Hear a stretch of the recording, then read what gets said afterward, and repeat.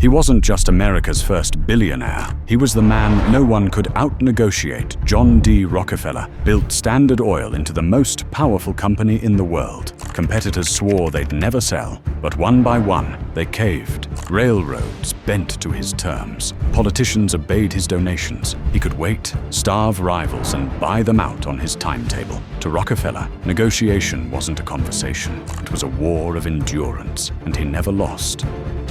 Before he became America's first billionaire, John D. Rockefeller was just a boy with a notebook and an obsession with numbers. He was born in 1839 to a poor family in upstate New York. His father, a traveling con man who sold fake cures. His mother, devout, strict, and determined to instill discipline in her children. From her, John learned self-control. From his father, he learned how easily men could be manipulated. By 16, Rockefeller had his first job, assistant bookkeeper in Cleveland. While other boys chased adventure, he chased precision. Every cent in, every cent out. Nothing left untracked. Where others saw transactions, Rockefeller saw patterns. Patterns of debt, patterns of weakness, patterns that could be controlled. Negotiation, he discovered, wasn't about talking. It was about knowing more than the man across the table.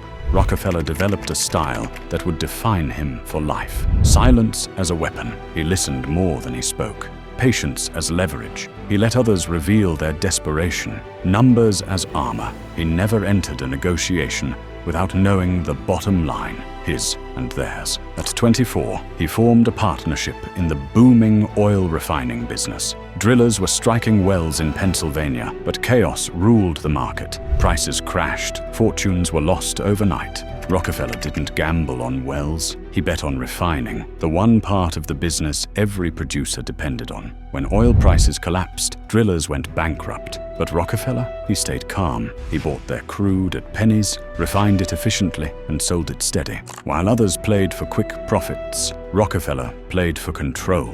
His first fortune wasn't in oil itself. It was in discipline, patience, and the art of letting others destroy themselves at the table. By his mid-30s, he had already earned a reputation in Cleveland, the man who never lost a deal. Not because he was the loudest, but because he was the last one still standing when everyone else folded. The oil boom was chaos. Fortunes made in a week, gone in a month. Wells flared out. Prices crashed. It was a gambler's paradise, and Rockefeller hated gamblers. While others chased the next big strike, Rockefeller stayed in Cleveland, refining. It was the bottleneck no driller could escape. They could strike oil anywhere, but it had to pass through someone's refinery before it became profit. He decided that someone would always be him. He perfected efficiency, cut waste, squeezed margins, demanded discipline. Where others saw oil as black gold, he saw it as numbers on a ledger. And then he discovered his greatest weapon, the railroads. Railroads were desperate for steady shipments. Rockefeller offered them guaranteed volume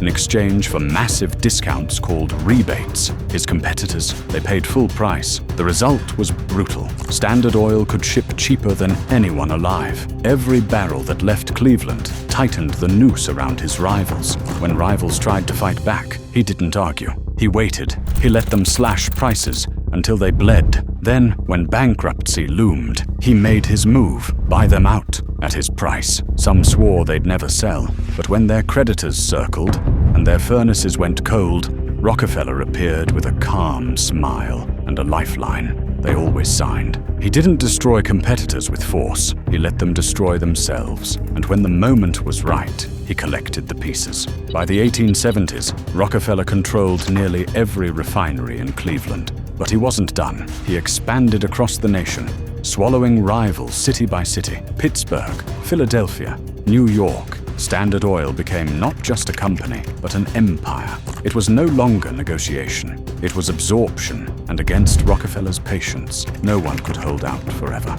By the 1880s, Rockefeller no longer negotiated with men like himself. He negotiated with governments. Standard Oil had become the single most powerful company in America. Its refineries processed over 90% of the nation's oil. Its tentacles reached into railroads, shipping, pipelines, and banks. But Rockefeller knew that to protect his empire, he needed something stronger than rail contracts. He needed political armor. He became a master of quiet donations. A few $1,000s here, tens of thousands there. Enough to fund elections, sway laws, silence critics. Senators and governors who once railed against Standard Oil suddenly discovered new priorities. Regulators hesitated. Judges ruled favorably. Rockefeller didn't buy politicians. He bought silence, and silence was priceless. His power with the railroads only deepened. Where competitors begged for fair rates, Rockefeller demanded and received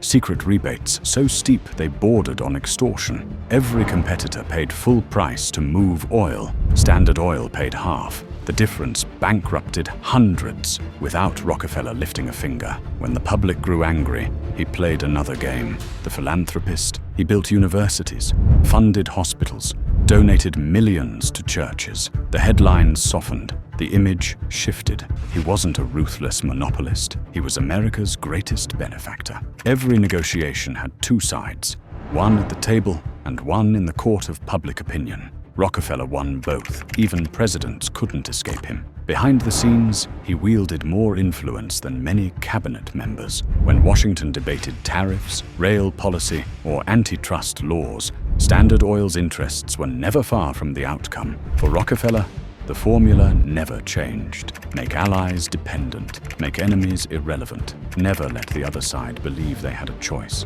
To Rockefeller, negotiation was never about compromise. It was about inevitability. He didn't win deals. He ended them over decades.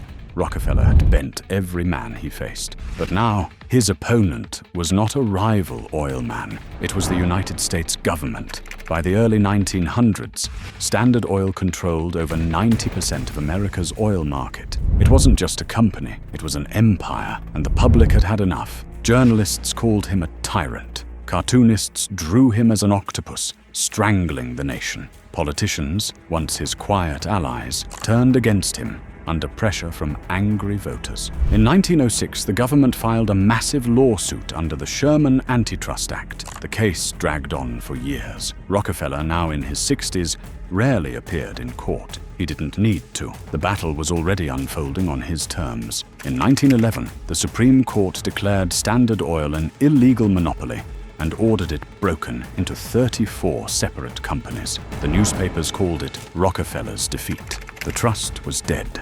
The empire shattered. But Rockefeller didn't panic. He didn't protest. He didn't even raise his voice. He understood something no one else did. Sometimes, the only way to win a negotiation is to let the other side believe they've won. The moment Standard Oil split, shares in the new companies skyrocketed. Rockefeller owned stock in all of them. What the court called a breakup was, in reality, a multiplication. Overnight, his wealth doubled. Already the richest man alive, he became America's first billionaire. The government thought it had humbled him. Instead, it had made him richer than ever. It was Rockefeller's final and greatest negotiation.